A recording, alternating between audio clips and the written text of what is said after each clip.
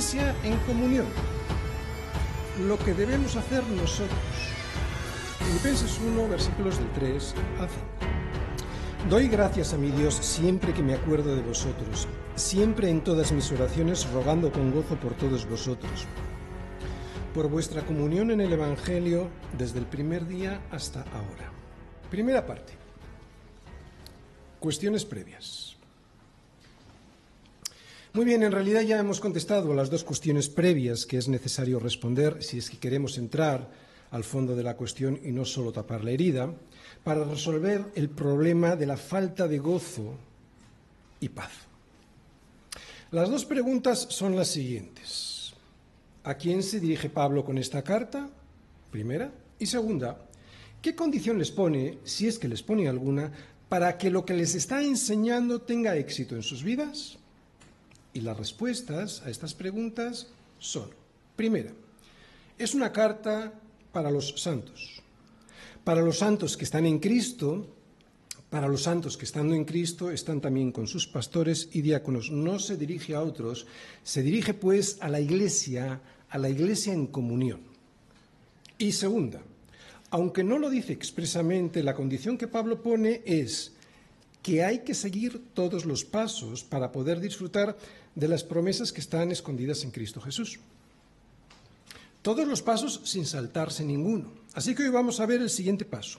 Y el siguiente paso que Pablo nos va a mostrar es ver si en esa congregación de los santos a la que él se dirige, la de los filipenses, hay comunión. Hay una verdadera comunión.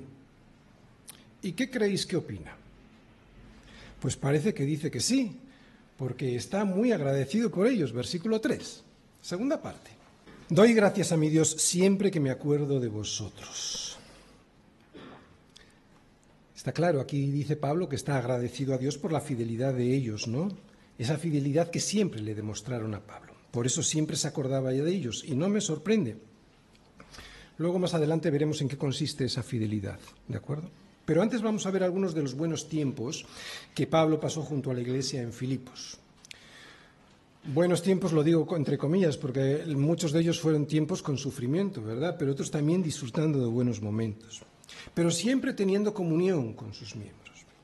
Evidentemente no conocemos todos los buenos tiempos que pasó con ellos, pero sí algunos de los que nos cuenta Lucas en Hechos, ¿no? Cuando Pablo, y esto ya lo recordaréis, aunque ahora vamos a ir a mirarlo, cuando Pablo fundó la iglesia. Sin duda él se estaría acordando de todos esos momentos y algunos más que desconocemos, a mí no me cabe la menor duda. Vamos todos pues a Hechos 16, y aunque pensaba leer casi todo el capítulo, lo vamos solo a apuntar, ¿de acuerdo? Porque ahí vamos a ver la conversión de Lidia, vamos a ver la liberación de una muchacha endemoniada, vamos a ver el tumulto en Filipos, vamos a ver la prisión en Filipos, vamos a ver también la conversión del carcelero, la liberación de Pablo y Silas, y veremos la comunión y el consuelo que luego le dan a Pablo y a Silas en la casa de Lidia. Vamos a Hechos 16.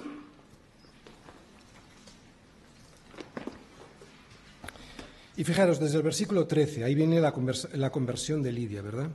Cuando llega a Filipos y al día siguiente pues van al río donde solía hacerse oración, al no haber encontrado una sinagoga, y allí encuentran a unas mujeres que estaban en una reunión para orar y hablan del Evangelio. Entonces una mujer llamada Lidia, pues el Señor le abrió el corazón y creyó, y fue bautizada y toda su casa. A partir del versículo 16 vemos otro de esos buenos momentos que Pablo habrá pasado en la iglesia de Filipos, la liberación de una muchacha endemoniada. Supongo que saldrían al día siguiente al mismo lugar de oración y había una chica que les seguía, ¿no? Y estaba dando voces diciendo: estos hombres son siervos del Dios Altísimo.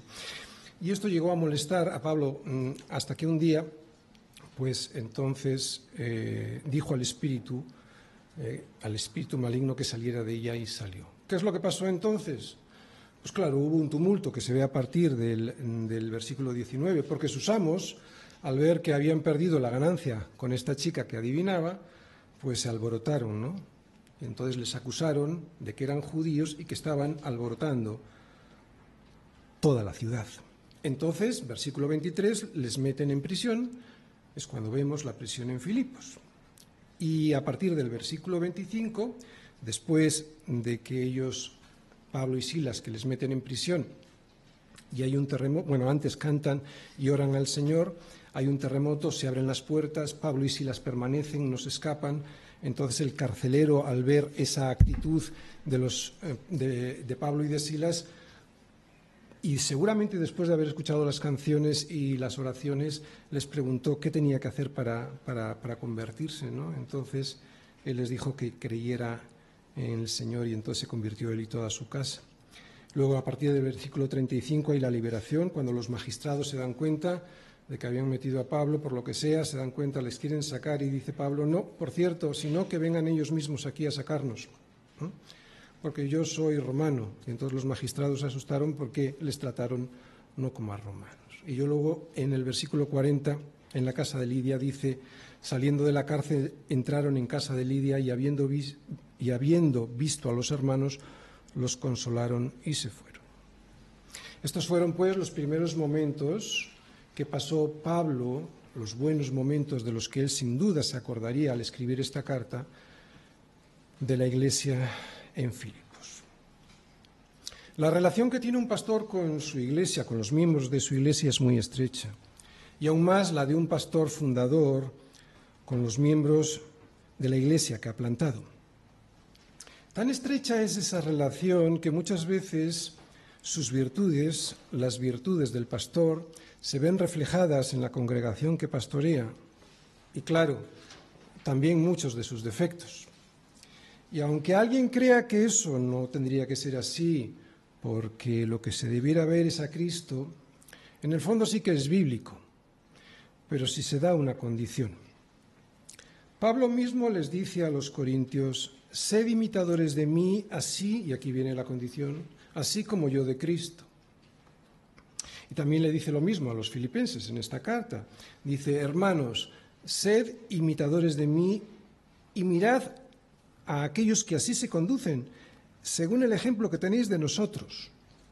Y aquí el nosotros se está refiriendo evidentemente a Pablo, a Timoteo y a mí también, a Epafrodito. Y es que somos una familia en Cristo, y una familia tiene muchas cosas en común porque comparte mucho. Especialmente, como he dicho antes, si el pastor es el que ha iniciado la obra, porque en ese caso ve a sus miembros como hijos propios. Pablo tuvo relación con muchas iglesias, pero no con todas las que había fundado tuvo la misma familiaridad. Conocéis muy bien las discusiones mantenidas con la iglesia en Corinto por su rebeldía y por su carnalidad. Y con los Gálatas tuvo que lidiar con la falsa enseñanza que habían introducido los judaizantes, ¿no? Con las obras de la ley frente al Evangelio de la gracia. Y sin embargo, sabemos por sus propias palabras que con la iglesia en Filipos la relación que tuvo con ellos fue muy especial. Antes de despedirse de ellos, en el capítulo 4, versículo 1, les dice, así que hermanos míos, amados y deseados, gozo y corona mía, estad así firmes en el Señor, amados. Wow, ¿no? Gozo y corona mía. La iglesia en Filipos era una iglesia muy especial para Pablo. ¿Os dais cuenta? Pues vamos a intentar averiguar por qué, y está en su comunión con el Señor, para poder imitar a esa iglesia, ¿verdad? Porque ojalá todas las congregaciones pudieran disfrutar de una comunión así. Bueno, pues para eso os he traído esta carta, para poder aprender y poner en práctica lo que Pablo nos va a enseñar en ella. De lo que hay que huir, lo que no debiera ser, de lo que debierais escapar en esta congregación es de la amargura y la tristeza en las relaciones entre vosotros y entre vosotros y el presbiterio. En ocasiones puede haber malos entendidos, pero si, como os dije el domingo pasado, no miráis cada uno por lo suyo propio, sino cada cual también por lo de los otros, entonces impediréis que la inmadurez del egoísmo haga mella en vuestros corazones. La inmadurez del egoísmo. Porque ser egoísta es ser tremendamente inmaduro.